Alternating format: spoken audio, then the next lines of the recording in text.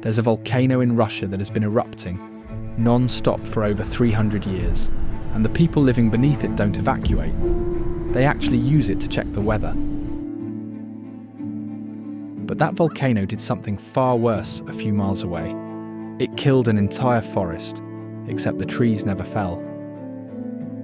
Every trunk is still standing, bark still attached, because the ash was so toxic it even destroyed the bacteria that would have rotted them.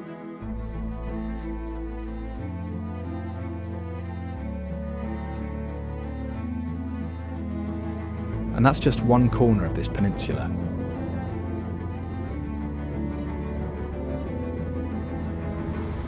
Further south, a beach turned toxic overnight and started burning surfers' skin on contact.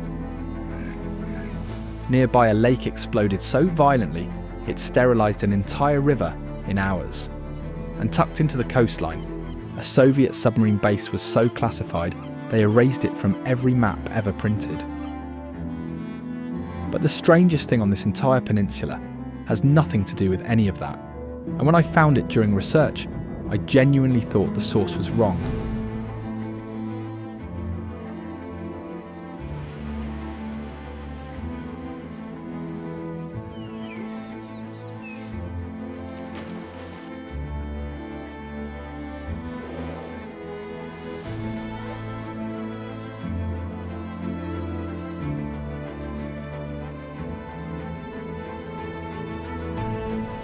This is Kamchatka, and what I just said barely scratches the surface.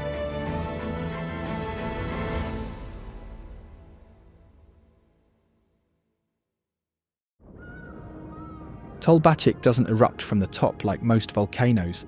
The ground cracks open and lava pours out along its sides.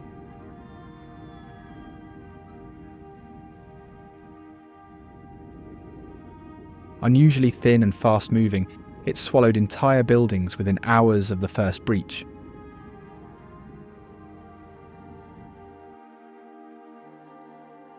Scientists predicted the eruption. They tracked a swarm of earthquakes building beneath the surface before the first breach.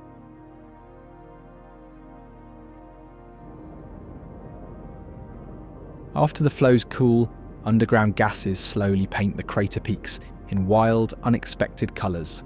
Reds, yellows, greens, blues. Like someone went to the summit with a giant box of crayons.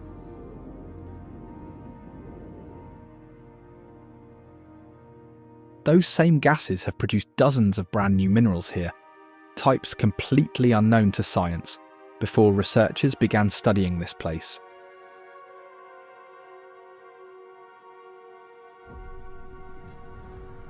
Even in quiet periods, the ground here vents heat constantly. The soil in some spots stays warm enough to melt snow sitting on top of it.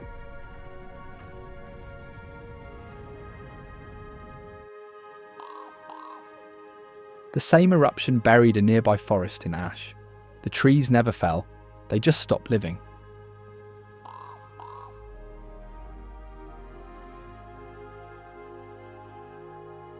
What makes the dead forest genuinely strange isn't the death, it's that nothing decayed.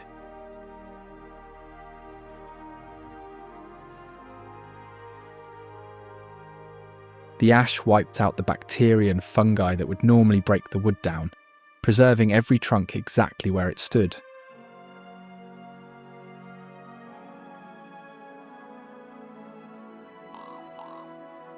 Bark intact, trunks upright, just frozen in position. It's like nature hit pause and forgot to press play.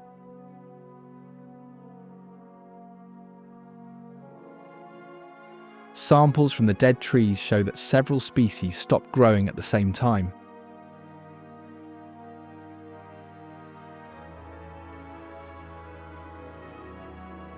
The ground is grey and powdery in places, largely unchanged from the moment the eruption ended.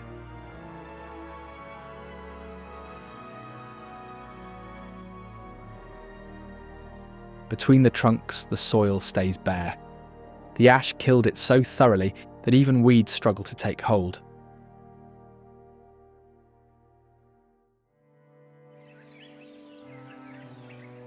New growth is pushing through at the edges, trying to prove this land is still alive.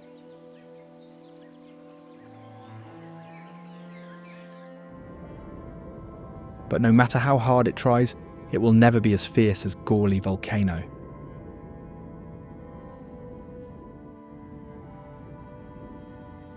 This one doesn't have just one peak. It has multiple overlapping craters, and each is formed at a different time, stacked like bowls left out after a very bad dinner.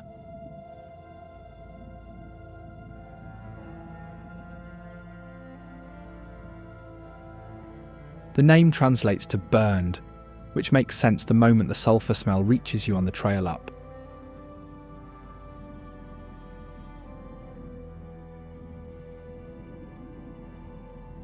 What makes it unusual is that you can hike straight to the rim with no special gear. There's only a trail leading directly to the edge of an active volcano.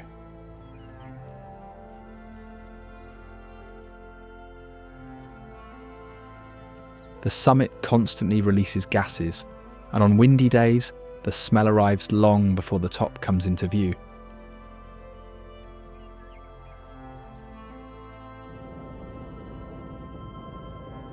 Each opening holds a differently coloured lake, some green, some turquoise, some nearly white, all tinted by volcanic acid dissolving into the water below.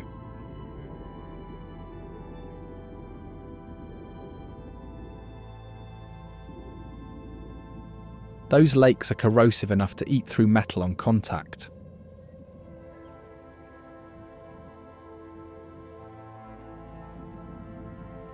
One of those sits inside the main opening, but if you look up close, it looks nothing like water.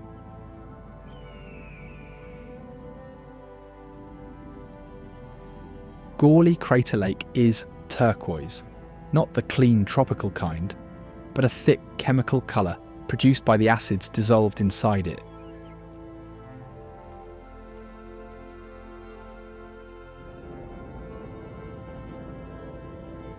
It works as a natural warning system. When calm and blue, the volcano below is quiet. When it starts boiling and shifting colour, pressure is building below.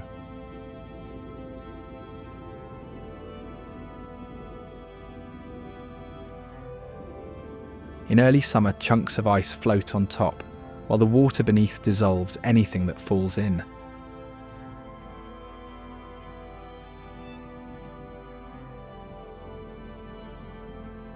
A vent once cracked open on the crater wall, just above the waterline, and the gas that came out was so hot it ignited mid-air. It glowed crimson above the pool like a flamethrower.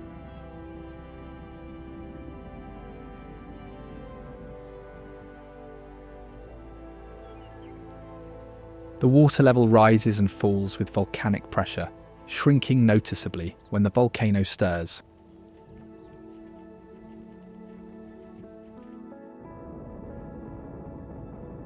Two multicoloured lakes once existed at the summit, but when the volcano grew restless, they simply vanished.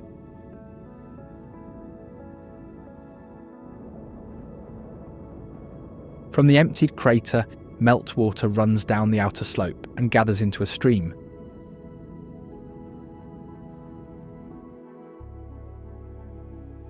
The Spokoiny waterfall runs clear and cool, even though its stream comes straight off an active volcano. The calm here is only on the surface.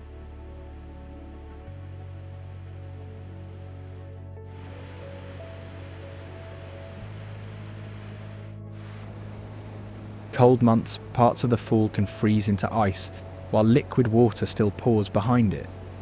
It looks like a broken wall that never quite finishes closing.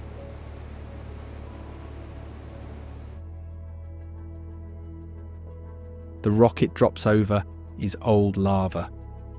The basalt formed in the same hexagonal column pattern as the Giant's Causeway in Northern Ireland.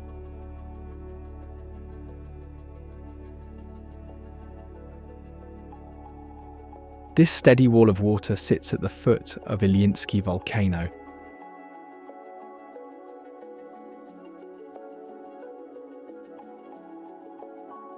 It stands on the rim of a sunken crater, acting like a plug between fire below and water ahead.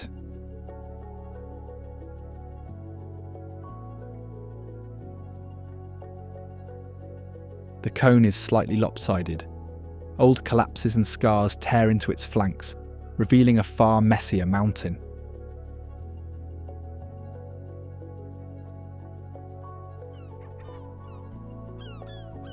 Lava from this cone flows straight into the Kurile Lake, tying it directly into the volcano's plumbing.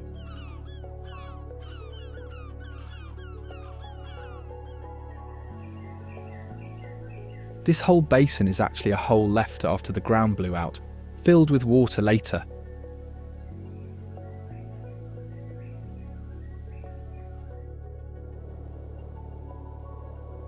Meltwater and rain slowly pooled inside the crater. This turned a dry pit into a full lake.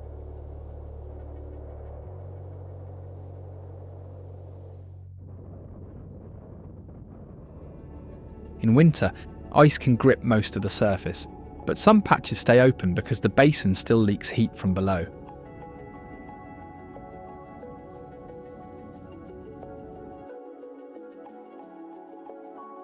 Storms can whip across this open water fast, turning what looks calm into white caps and spray in almost no time.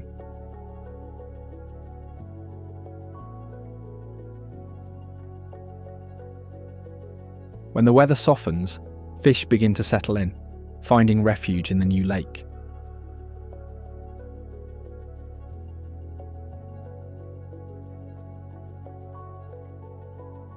This flooded crater then ends up working like a giant nursery for the Sockeye salmon.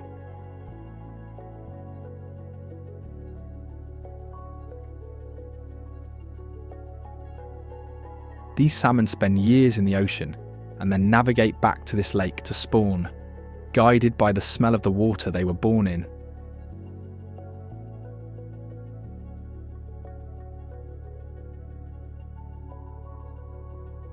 The lake's outlet sends sockeye across a huge part of Asia. Many of those fish start life in this water.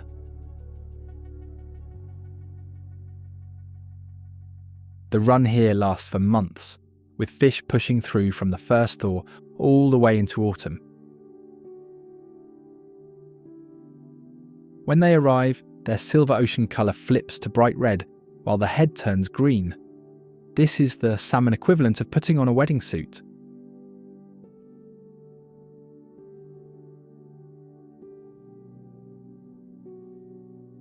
Males grow a hooked jaw and a humped back during this change, so the sleek ocean fish ends up looking almost like a different animal.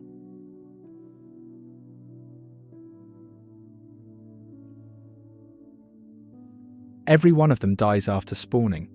The whole migration is a one-way trip, and the lake floor fills with their bodies.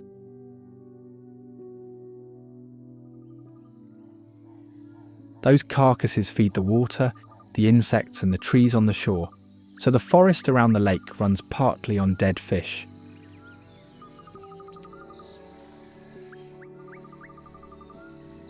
The ones that never reach the bottom first are taken by the top predator here, the brown bear.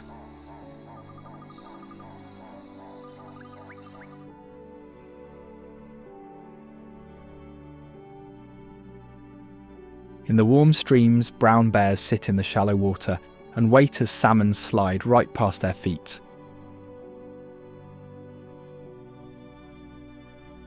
At peak season, so many bears crowd the banks that it feels like one long food court line where everyone wants the same meal.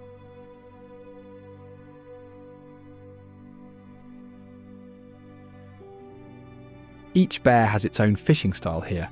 Some stand and grab, some chase in the shallows, and some wait in one spot where tired salmon have to push through.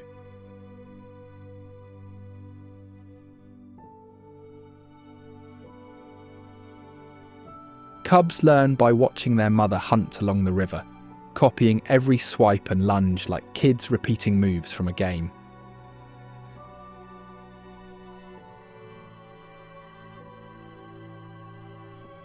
They eat far more than they can burn right away, stuffing themselves so that salmon turns into fat that keeps them going through the long winter sleep.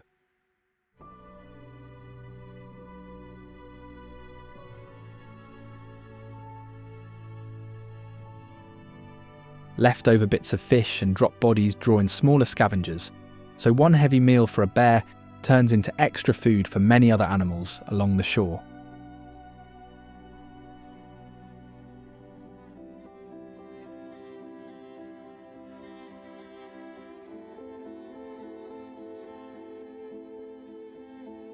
After a heavy meal, some of them just flop down by the water to rest.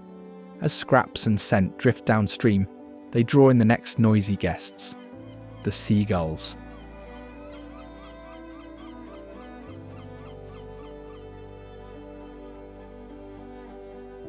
Patience is their strategy.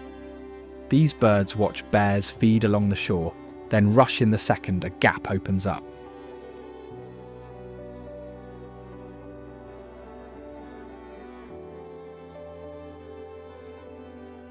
They steal from each other just as much as they scavenge from the bears, and the loudest, most aggressive bird at the pile almost always walks away with the biggest share.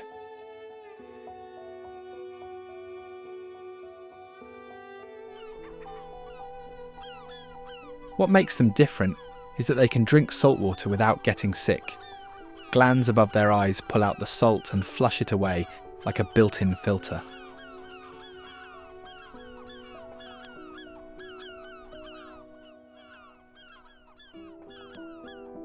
Some have even learned to stomp the ground in a steady rhythm, to trick worms into thinking rain is coming, pulling them straight up to the surface without any digging.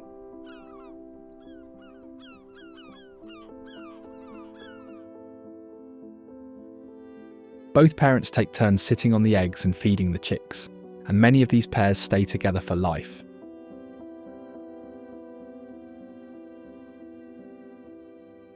They can even recognise individual faces and remember them.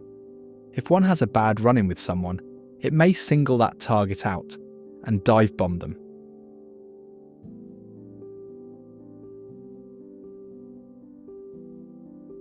For all that boldness, a Steller's sea eagle passing overhead clears the whole shoreline in seconds.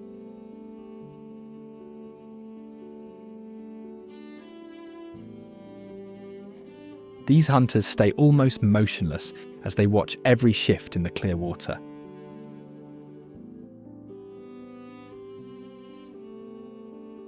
They wait for brown bears to rip open salmon, then drop down for the best leftovers.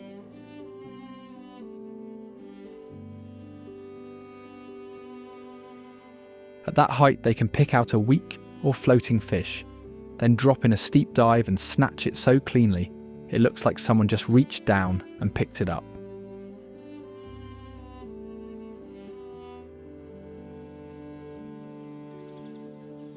Their heavy bodies, hooked beaks and thick claws give so much power that even bold seabirds and hungry foxes clear out the moment one lands beside a carcass.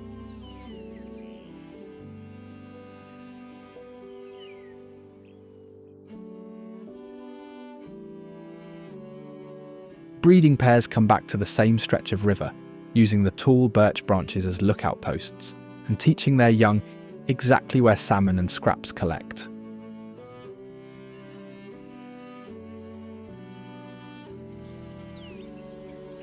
As chicks grow, they learn to read the chaos below, who holds the biggest fish, where it is safe to land, and when to stay in the trees and wait for a better chance.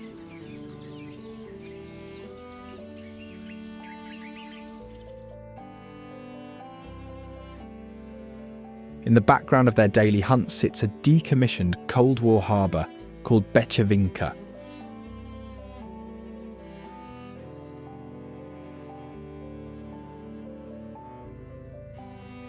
This former submarine base first looks like a normal village, until you notice the rotting pier, broken windows, and total silence.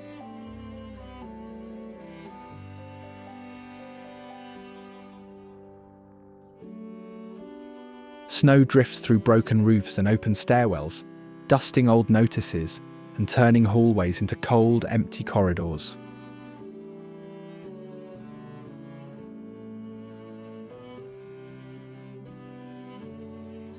Down in the harbour, cold water now slides past empty mooring posts where subs once tied up, and only seabirds move along the piers and channels.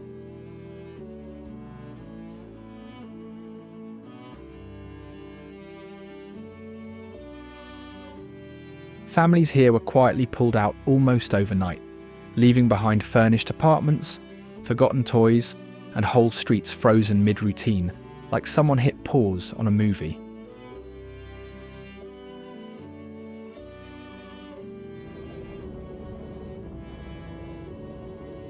Nobody guarded this village the way Russkaya Bay sheltered the ships that came running from the brutal sea.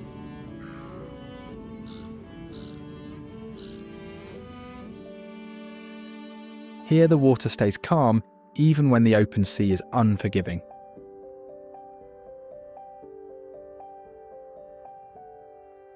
During the war, supply convoys carrying weapons and cargo used this bay as a key staging point before pushing on toward the Russian mainland.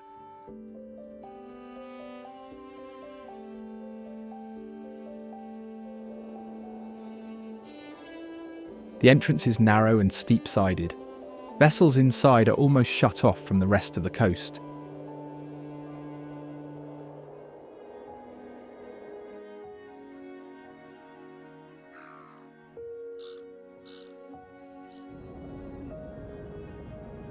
A freshwater source in the hills feeds into the bay, and ships have used it to refill their tanks.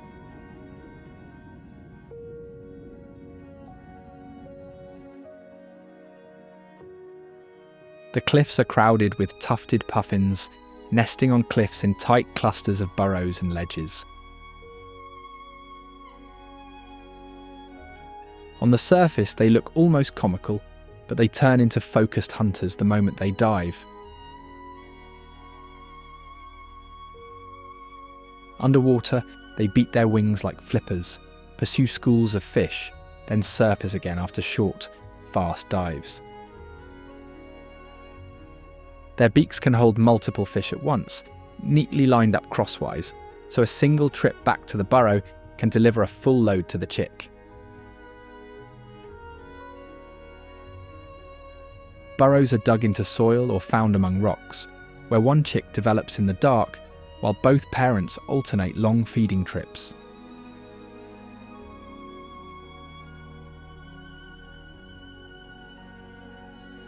Pairs return to the same nesting burrow each season and reinforce their bond by rubbing their bills together.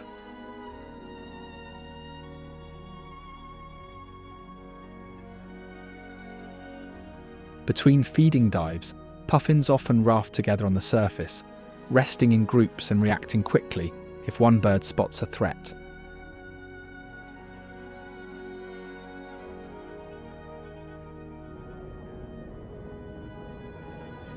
The southern entrance to this bay is Spokoiny Cape, where storms have a habit of throwing full walls of water straight at the rock.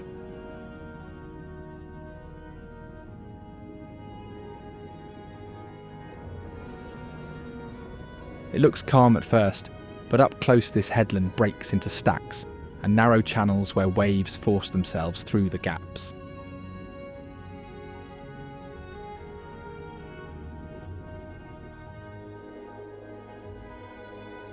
In a storm, spray shoots higher than the cliff edge, and the sound of each hit reaches you before the water comes into view.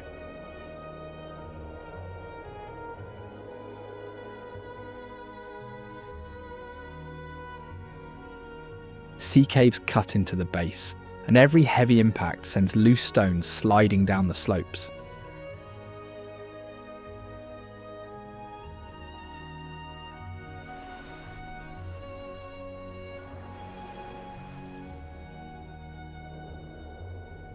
When swells build, whole pillars disappear behind sheets of white water, then reappear as the surge drops.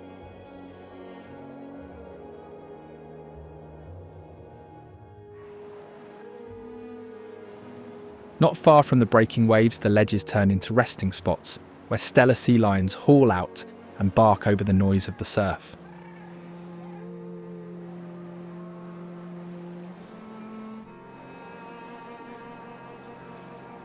On these same stone ledges, the lions of the north pile into roaring heaps so loud the surf turns into background noise.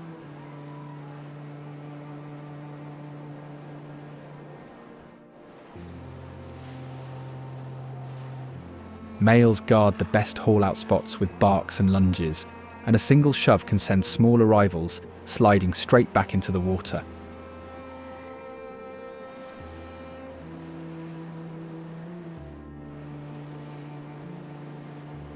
In rough weather, bodies pack tight along the rock, using weight and blubber as simple armour against spray and wind.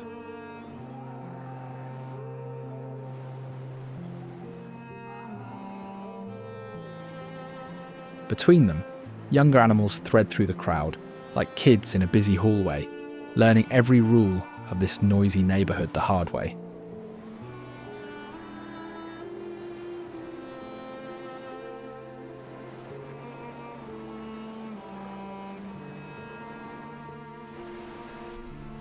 Below the surface, the scene flips, and they become quick hunters that twist through schools of fish with ease.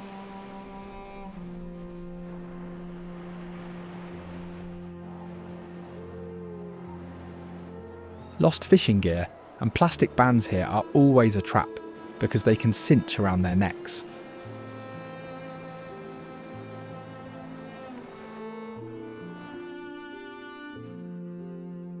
Even other predators, like the northern fur seals, have a hard time dealing with these traps.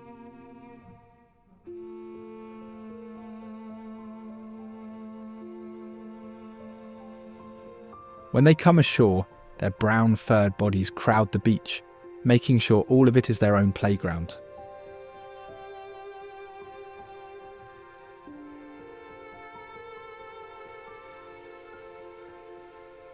At the centre of each group, huge males hold small bits of ground, pushing rivals away while trying to keep the females and pups close.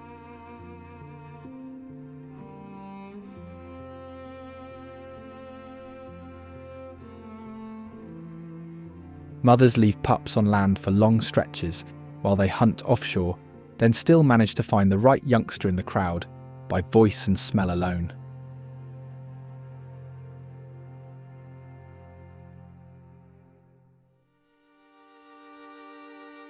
Out at sea, these hunters switch to night work, chasing fish and squid in the dark and feeling every dart and turn through their whiskers.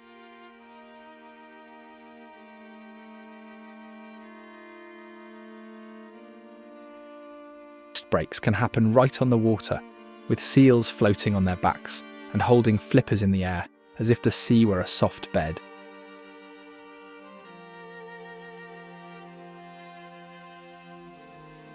Through the breeding rush, the largest males refuse to eat, burning through thick fat reserves just to hang on to their patch and mates a little longer.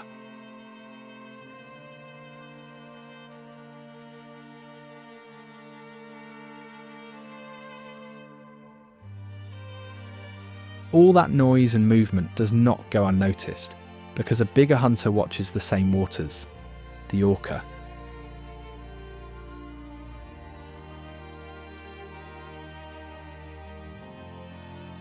This predator works in tight teams. Each one in the group takes a role before the chase even starts.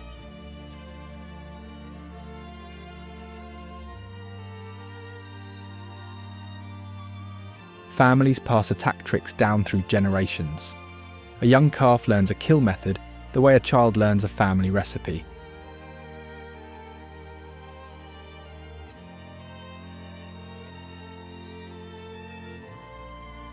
In these same channels, a coordinated pack can run a whale to exhaustion, then go straight for the tongue as the fastest, highest value reward.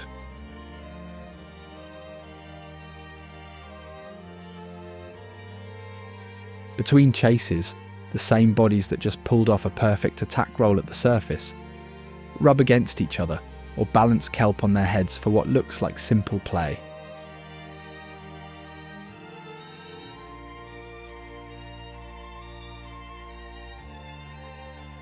The one thing that can break the act is noise, because boat engines and other harsh sounds scramble the calls they use to stay in sync.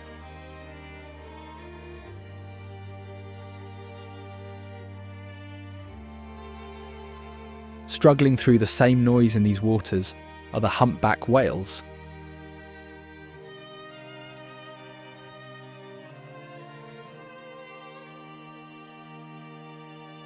Massive bodies burst from the water.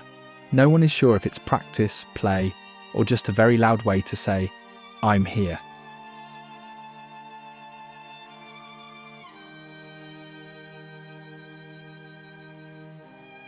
When feeding begins, one animal dives under a school of fish and blows a spiral of bubbles, turning thin air into a wall that squeezes the fish into a tight ball.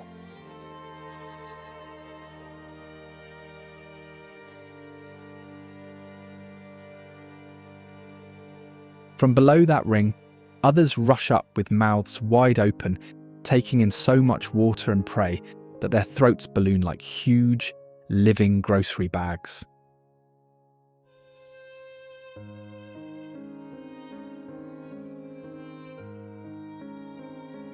At the same time, mothers with calves keep to the edges, guiding their young with low, quiet sounds that stay soft enough to hide from listening hunters like orcas.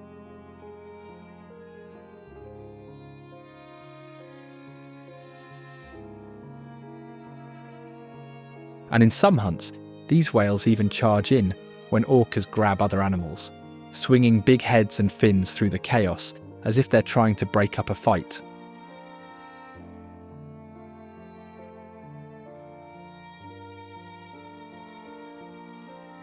While these whales rule the sea, the most dramatic force nearby isn't alive at all.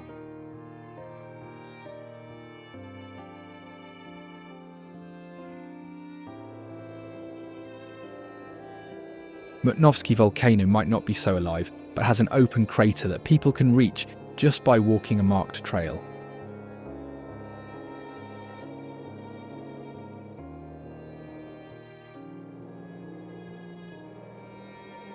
Inside, mud pots boil like giant cauldrons. Thick blobs of mud surge upward with each burst of gas.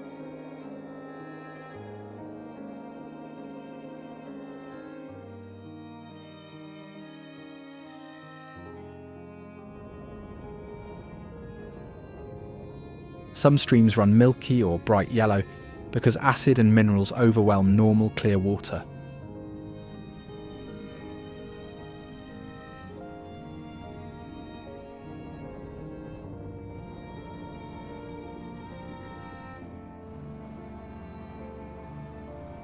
On colder days they send up steam, so water moves under white clouds instead of a clear surface.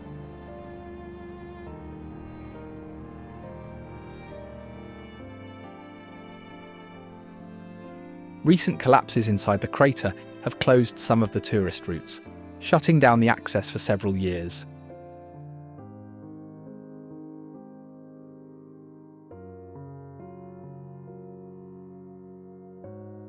Higher up, the hot streams go right through the glacier from below. They melt long tunnels and caves inside the thick ice.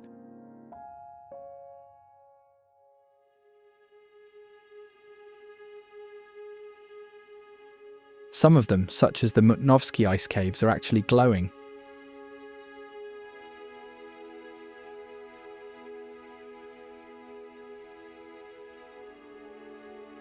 What looks like solid ice is actually just hollow.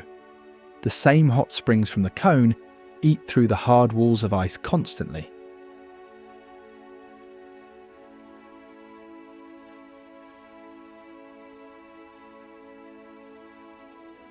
Air inside the caves can stay warm enough that ice roofs melt and refreeze over and over again.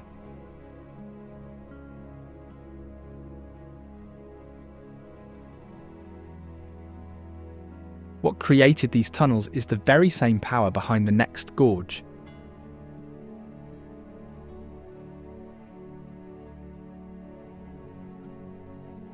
Opasny Canyon is a narrow ravine with a tall waterfall and an acid river running along its floor.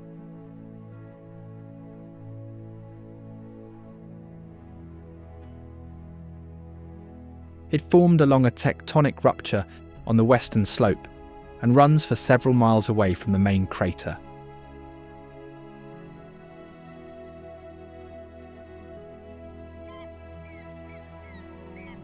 A river flows through the gorge and drops in a tall waterfall from the rim to the floor.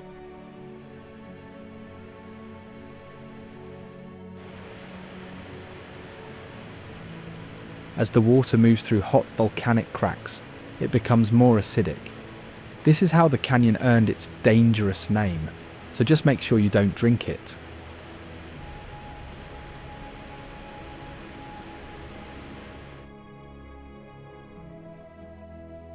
Exposed walls show stacked layers of lava and ash from multiple eruptions.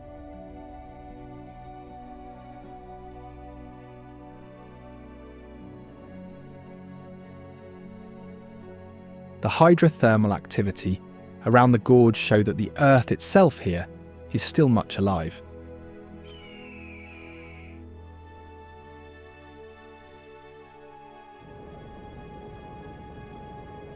This canyon marks a very low point in a sequence that rises at Vachachett's mountain range.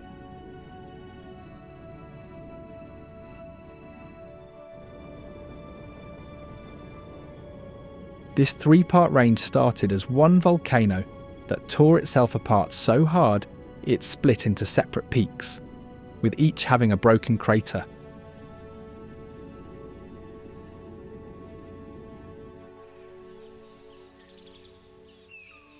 Ice slowly scraped these mountains and dug big hollows that now hold clear, high-up lakes.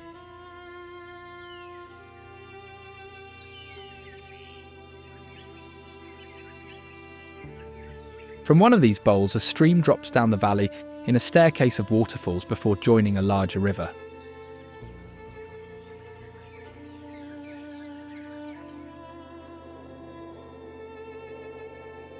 Some outcrops still hide veins of quartz and opal, like the volcano forgot its jewellery in the mountainside.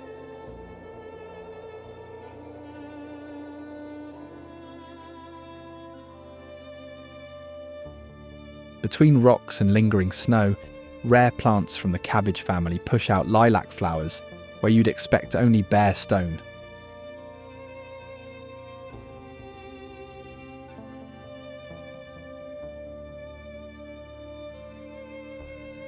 Guides call this a botanical paradise.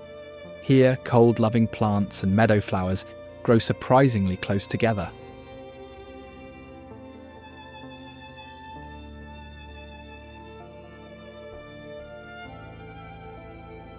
These willow herb fields turn rough volcanic ground into bands of pink that return again and again, even after total damage.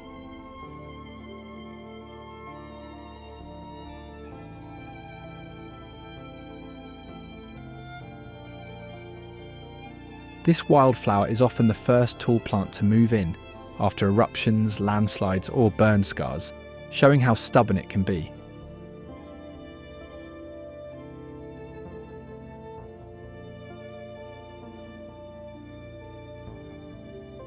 Its roots grip on what it has, in this case just loose ash and soil, but what looks like simple acide colour is just nature helping hold the slope in place.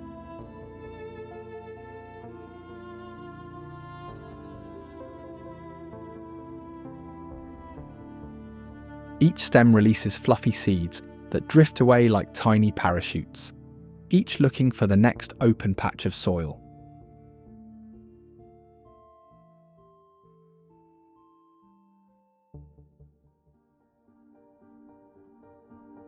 For bees and other insects, these fields act as a long-running food stop, while nearby areas are still recovering.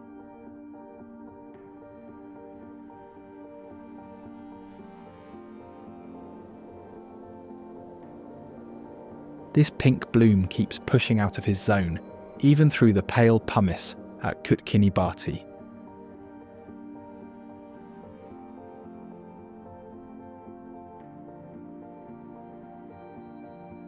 Its name means standing boats. Locals say these cliffs are the canoes of Kutk, the god who made this peninsula, left to dry and turn to stone.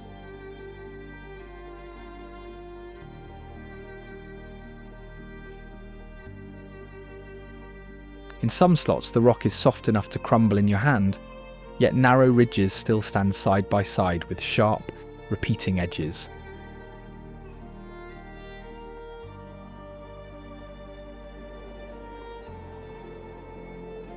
This gorge has bright colours, almost looking clean, while Vilyuchinsky holds a much darker tone.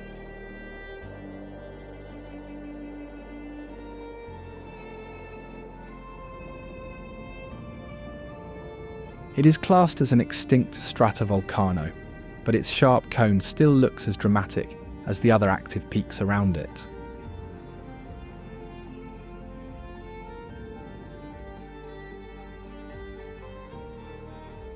Its last eruption sits far in the past. Even now it is still classed as a sleeping volcano, rather than a finished one.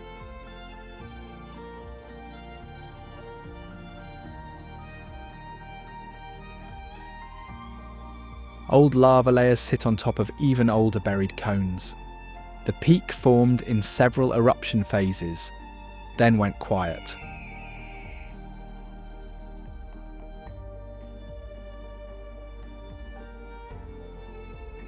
The slope did not need to be icy to be deadly. The angle alone was enough to make one misstep fatal.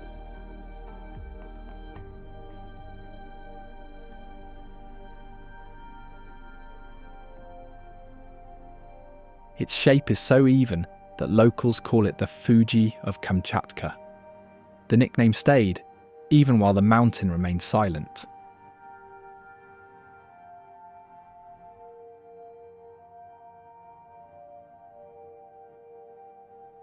The pass can switch from clear sky to full whiteout in minutes. Low clouds often race through the gap and erase the view without warning.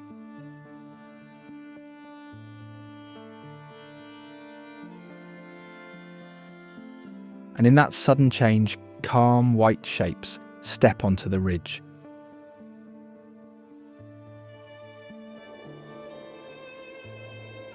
Snow sheep have the ability to stay put where boots would defiantly slide. They turn the sharp sides of the volcano into just casual walking ground.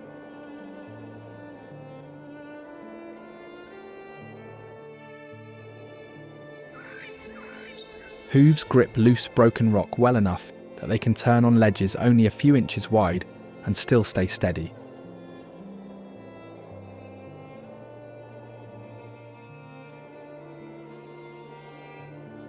Thick curling horns protect their heads during clashes, absorbing blows that would seriously injure many other animals.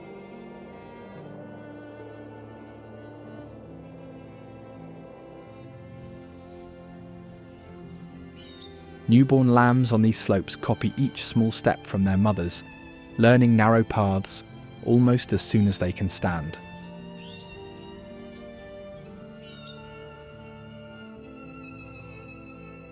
When danger appears, the whole group climbs higher together, using the sloped ground as protection.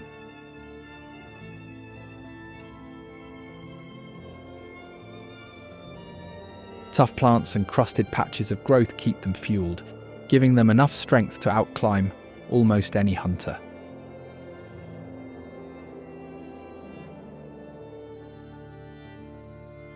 And where their hooves send loose stone rolling, a smaller, jittery neighbour waits there.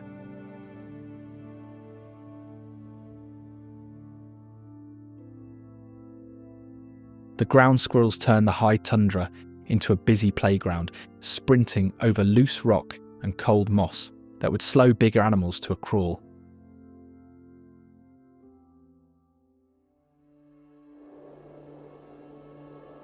Their main trick is simple.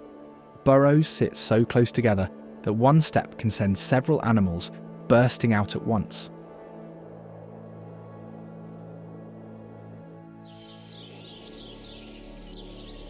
Trails end up looking patrolled, with small sentries popping upright to scan for danger from every side.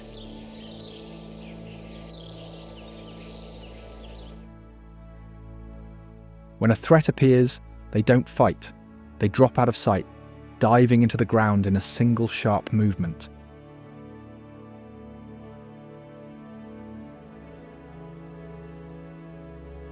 All that digging changes the tundra, breaking hard soil, airing it out, and helping plants and insects take hold.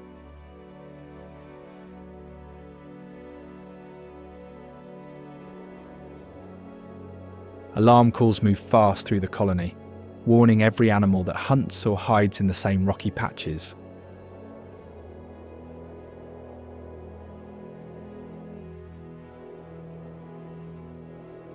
Those same calls are exactly what the red fox has learned to track.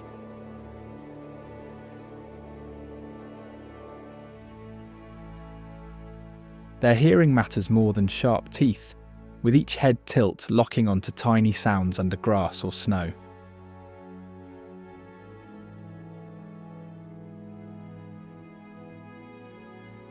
Once it pinpoints a target, it springs up and dives nose first into the spot to grab its prey.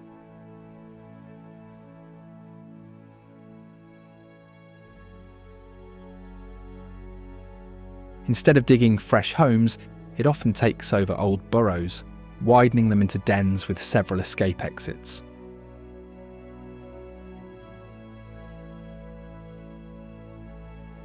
Over time, each den becomes a small hotspot that changes which plants and insects gather around.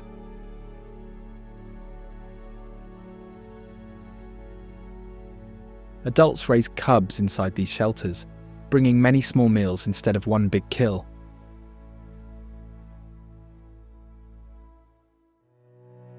As the young grow bolder, they start going toward lower ground, where more human life begins.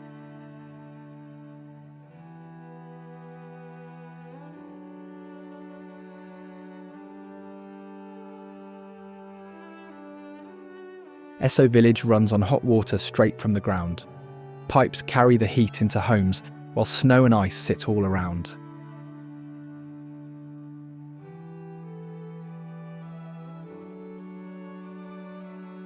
Because of its mountain views and warm pools, people sometimes call it Kamchatka's Switzerland.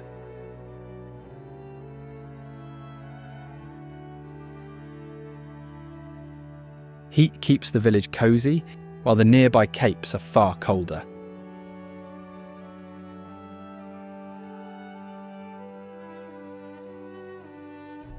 Myakni Cape is the exact point where Avachinsky Bay ends and the Pacific Ocean begins.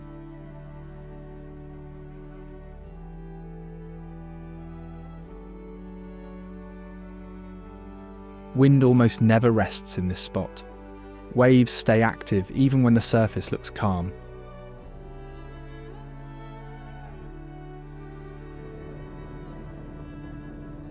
Strong currents wrap around the tip. They hit from more than one side and churn everything below.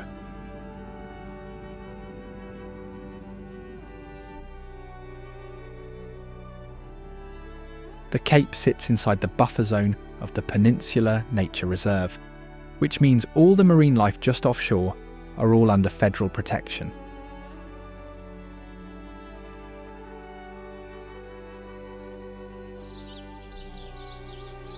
Hunting, fishing and development are restricted.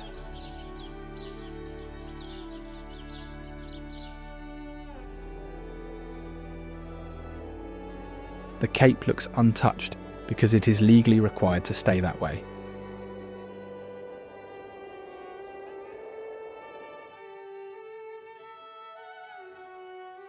The bay here was the main base for the Russian Pacific Fleet, and ships entering it blind at night were a liability the Navy could not afford.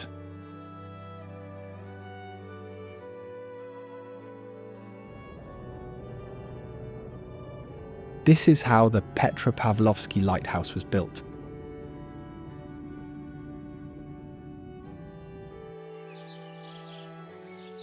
The water here hit the rock base again and again, but the structure is reinforced to take that constant pounding.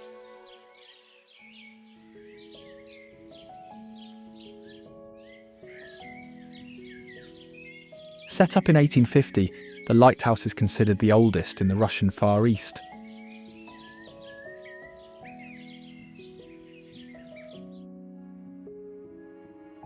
On the clearest days of summer, you can stand at the watchtower and see the three brothers.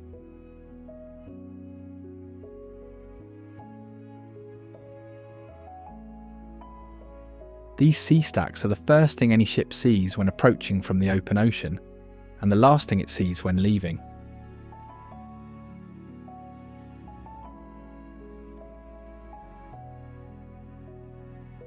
The legend says three brothers turned themselves to stone to shield the bay from a storm that would have wiped out the Atelman people on its shores.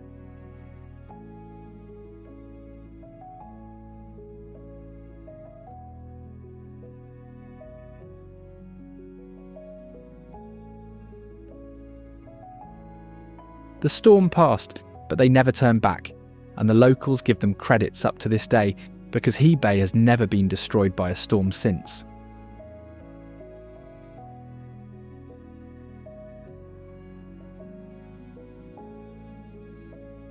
All three stacks are different heights, and from certain angles one appears to be leaning slightly toward the others, as if they're in mid-conversation.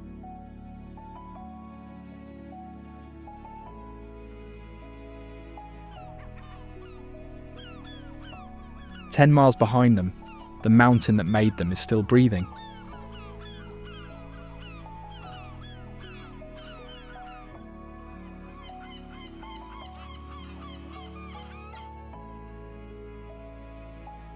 Avachinsky is one of the most closely monitored volcanoes on Earth for one simple reason.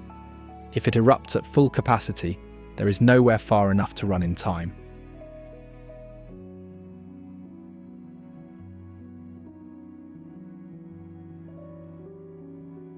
That outer shell blew apart in a violent blast, leaving this inner peak and scattered fragments behind.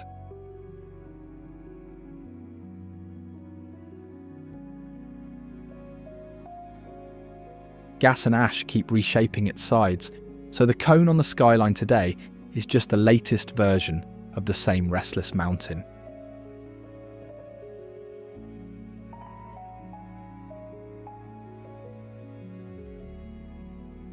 One strong eruption even punched the summit down, so it now stands shorter and sharper than before.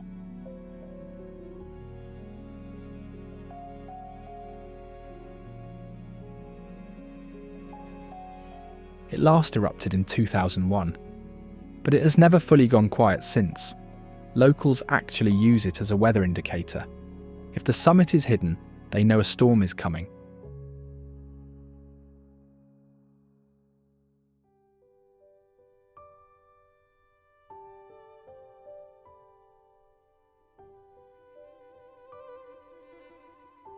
The volcano is part of a pair. Directly beside it stands Koryaksky. Together they are called the home volcanoes.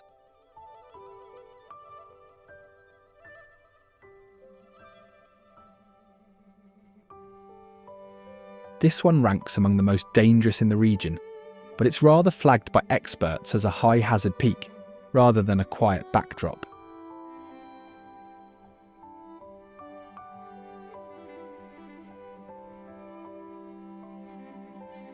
Its record reaches far back, with eruptions running from older cold ages up to recent times, so this is not a retired mountain at all.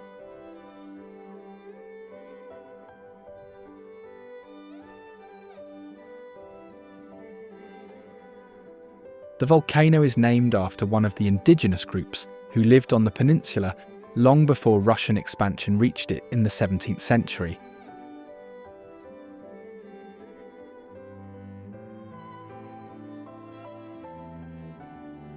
But they didn't name it as a landmark.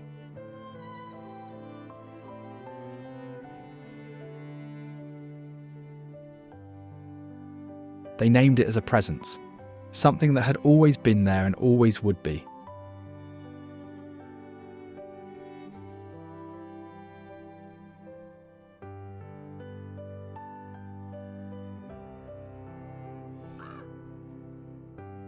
Between the two summits, old lava has set into a two-humped ridge known as Verbliud Mountain.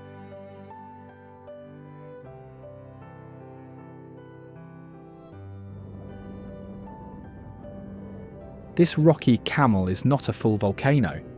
It is more a lump of lava that squeezed up between two giants and then froze in place with two clear humps.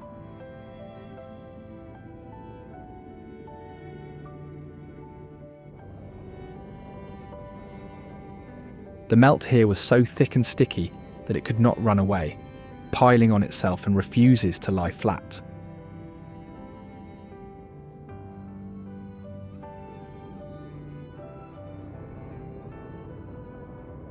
The formation is between 5,000 and 15,000 years old, a range so wide it tells you more about the limits of geological dating on the peninsula than it does about the mountain itself.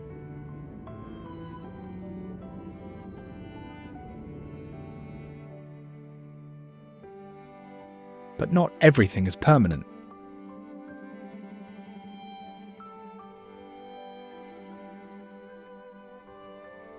A Soviet apartment block at Kirovsky sits on a thin sand strip, slowly being taken apart by the Pacific.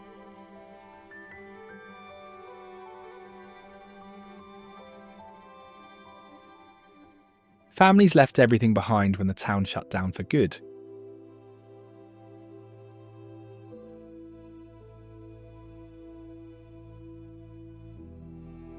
Storm waves now wash over the sand strip from both sides. This leaves the ruin with no dry ground in rough weather.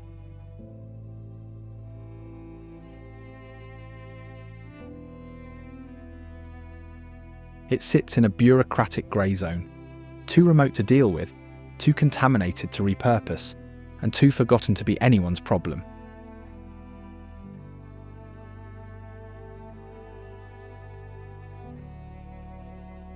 So it became a ruin that is just there, exactly as it was left, waiting for nothing in particular.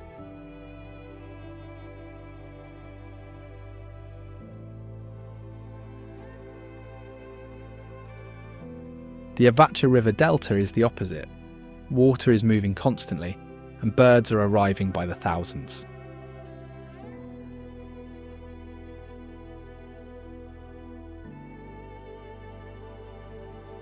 Channels that sit dry in the morning can fill completely within hours, reshaping the edges of the delta every day.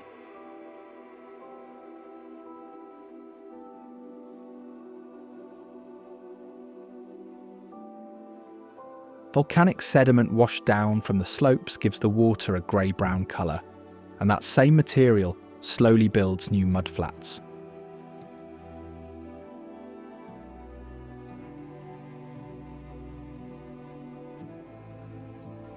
Sitting right in the middle is a dense forest island locked in by water on all sides.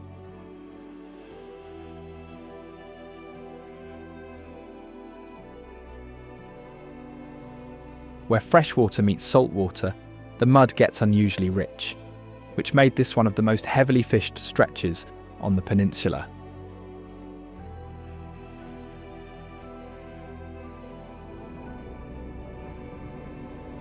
Everything that moved through here eventually empties into Vachett Bay.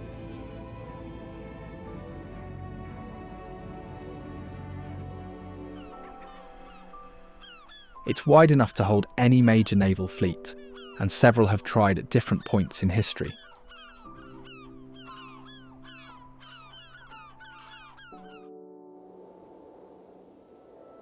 During the Cold War, this stretch of water was wiped off public maps. Foreign nationals were banned, and officially it didn't exist.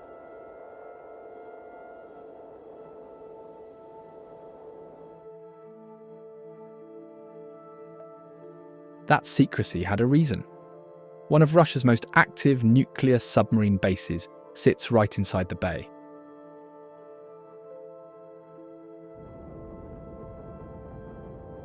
The same water is also a regular transit route for orcas and humpback whales.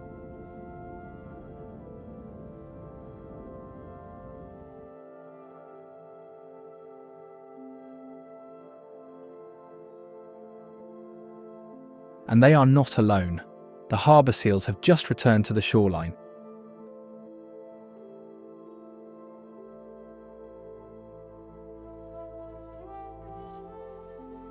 They haul out on sandbars, stare at passing boats, and fall asleep mid-ocean. Their body makes all of it possible.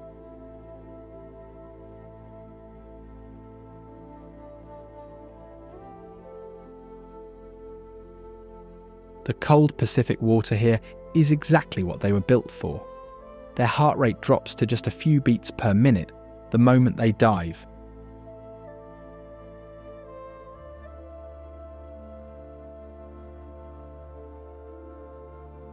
They sleep fully underwater, only surfacing for a single breath every few minutes.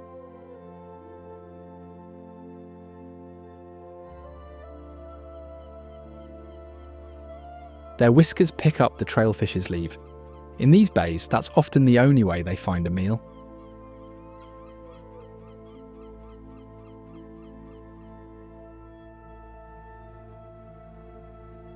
These mammals never drink water. Every drop their body needs comes from the fish they catch.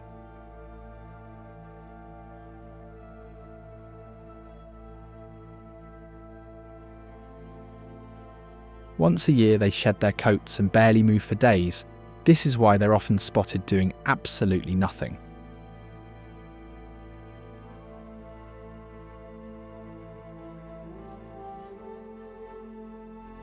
These seals are in their quietest moment of the year, but the Kluchevskoy volcano doesn't know what quiet means.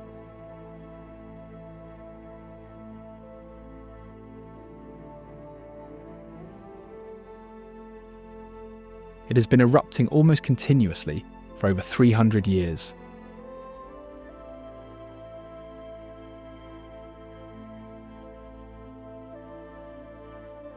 Most volcanoes on Earth erupt once a century and make international news. This erupts multiple times a year, and this place treats it as weather.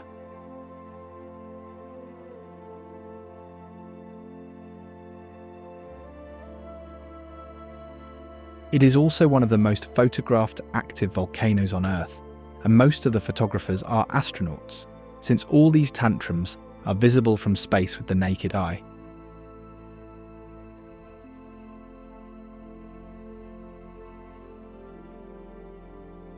Right under him, the Pacific plate grinding beneath the North American plate at a rate of about 3 inches per year.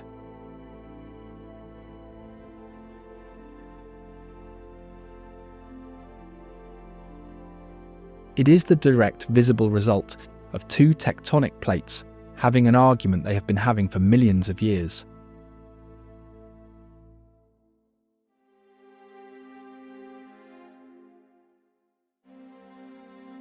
Every year, aviation authorities reroute flights around its ash plumes.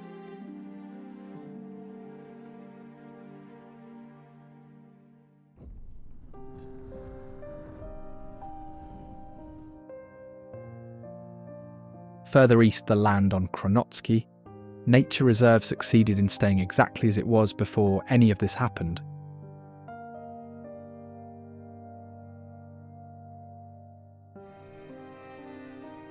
Almost no one gets in here easily. Reaching this place usually means special permission and a long ride in.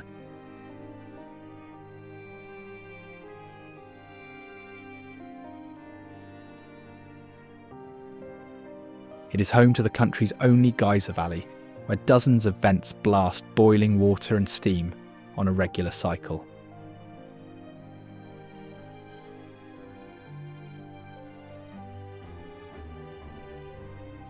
Inside this protected area, a lake sits as the main freshwater basin.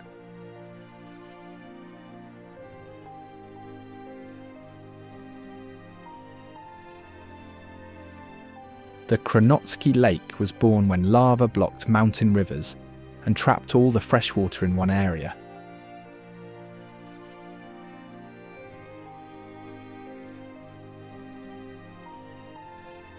The whole place works like a sealed, living lab, watched over by the Kronotsky volcano.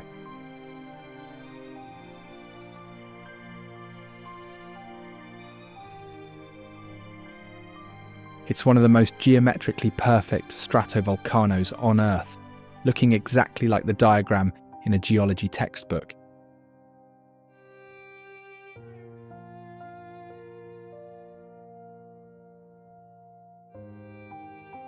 Except it is real, active, and sitting alone on the edge of a wilderness reserve with no road leading to it.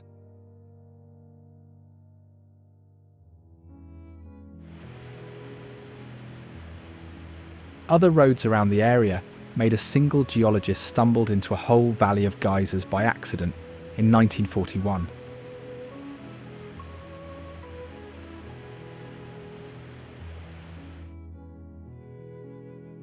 This canyon sits on one of the densest concentrations of geothermal vents in the peninsula.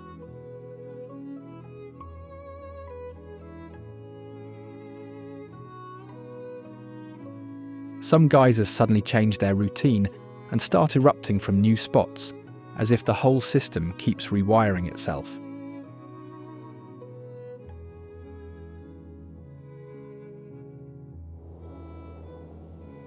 Pools can shift colour over time as minerals and heat-loving microbes move around.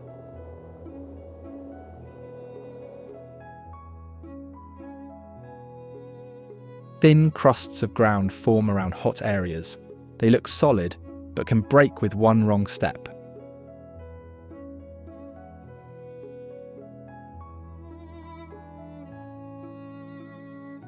A huge collapse once sent mud, rock and water through the canyon. It buried active springs and gas outlets within minutes.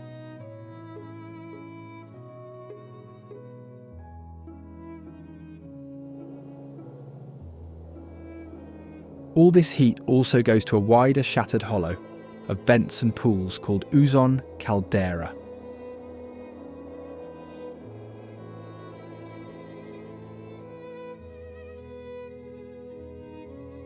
This crater is what's left of a once huge volcano that tore itself apart from the inside.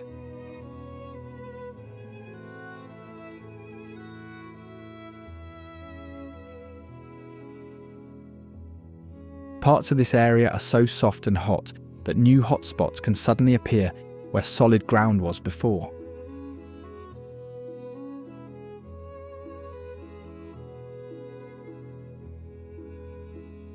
Intense heat here turns shallow pools into hot, thick liquid.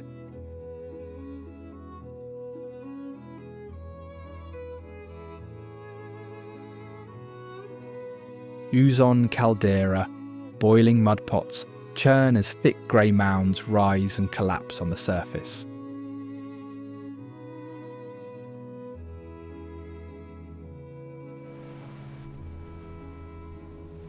But then, Kalaktersky Beach is where everything stops being volcanic and starts being oceanic, and the contrast is immediate and total.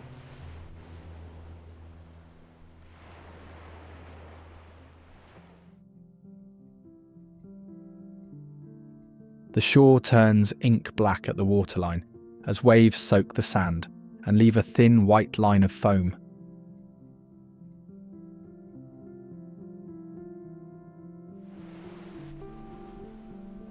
Sand here holds so much metal that a simple magnet can lift tiny particles straight out of a handful.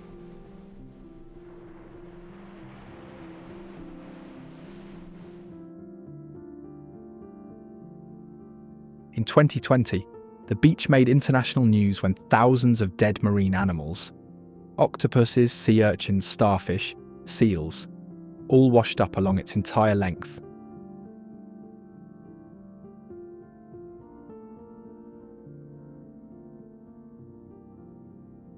Surfers reported chemical burns on their faces and eyes after entering the water.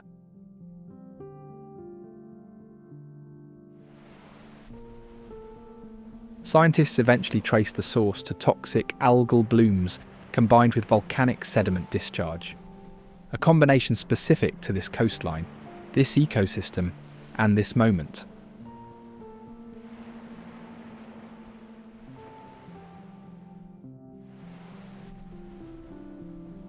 But somewhere else, there is a different kind of unresolved situation.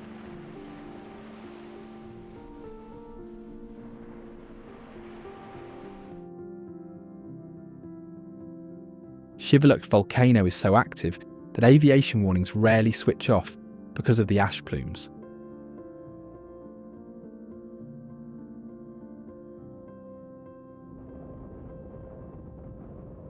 Quake struck just off the coast, and within hours it erupted, as if the shaking was enough to set it off.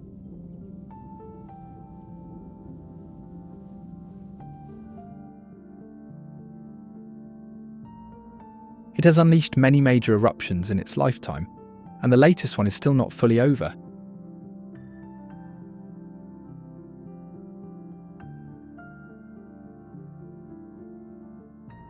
Its magma holds a lot of water, so gas builds up and blasts turn explosive instead of gentle.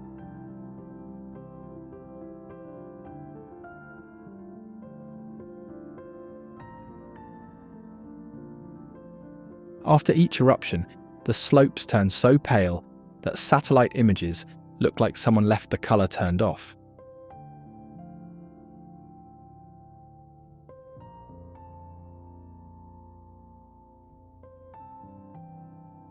It has two distinct structures, an old collapsed peak and a younger cone actively growing inside it.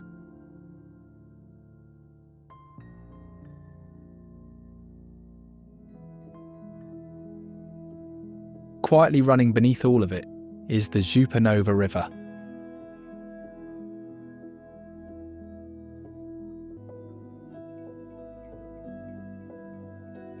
There are no roads in, no trails along the banks, and no way to reach it overland from any direction.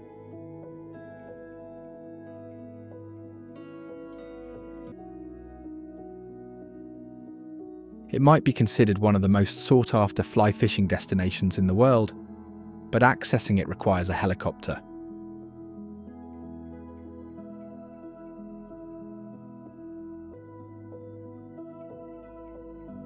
Here, rainbow trout turn into aggressive predators, hunting as if the whole river were theirs.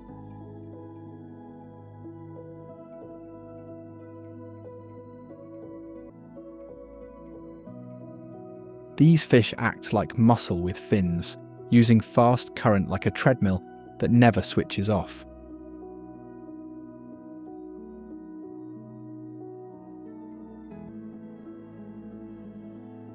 Many here grow so huge that they would be called once-in-a-lifetime fish in other rivers.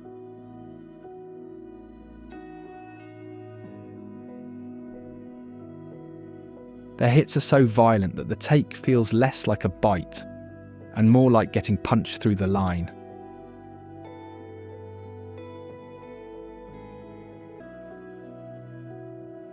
Karinsky Crater Lake shows what happens when the water itself becomes the threat.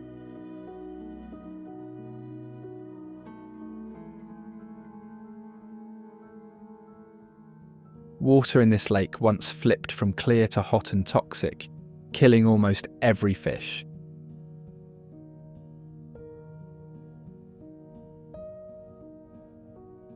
In January 1996, the lake exploded. The eruption killed every fish in the downstream in a matter of hours.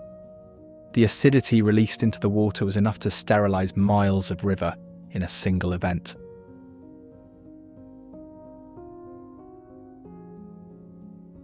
The fish came back eventually, but the lake never changed.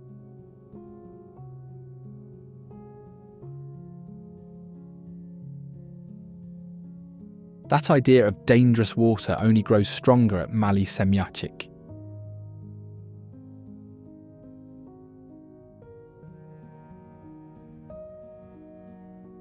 Inside the cone is a bright turquoise crater lake so acidic that drop metal can come back etched and pale, if they come.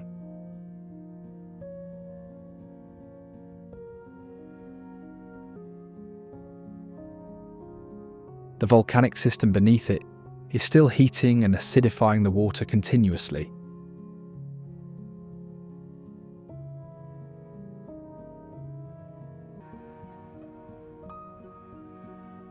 The lake never freezes, even when everything around it is locked in ice, kept liquid by heat rising from the ground.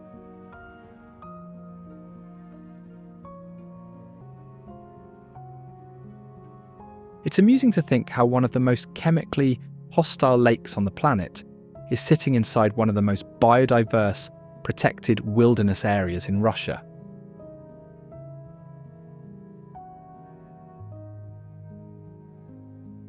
And then there is the only real city on the peninsula. Petropavlovsk-Kamchatsky is the place where 180,000 people decided to build their lives further from Moscow than most European capitals.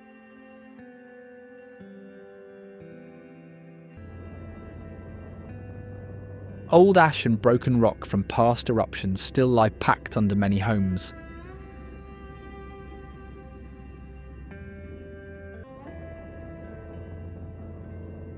The harbour fills a bay made by eruptions and ground uplift, so ships float in a flooded volcanic crater basin.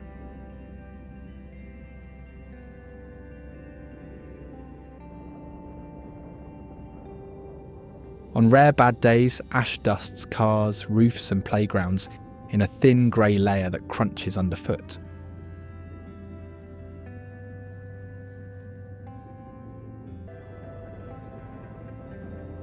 Locals sometimes joke that their city lights include glowing lava on distant slopes.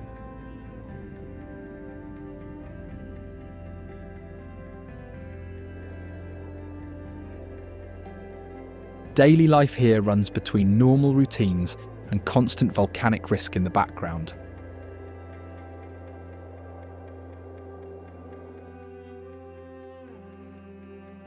That same uneasy balance of calm and danger surrounds the Trinity Cathedral.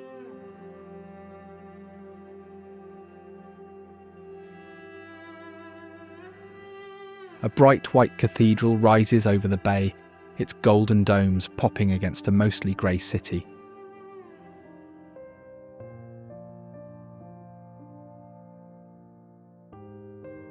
Its square is a favourite hangout, where people frame the domes with snow-covered volcanoes in one shot.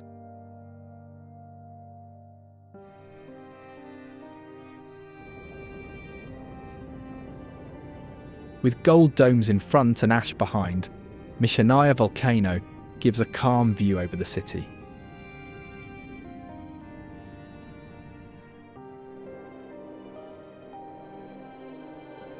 This hill first worked as a signal or target post for the city, so it began life more as a tool than a nature spot.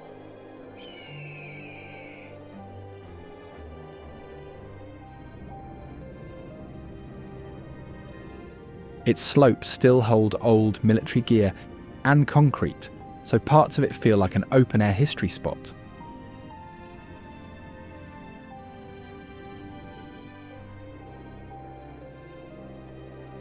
Some people say the view feels like a real-life map, with streets, water and craters all laid out.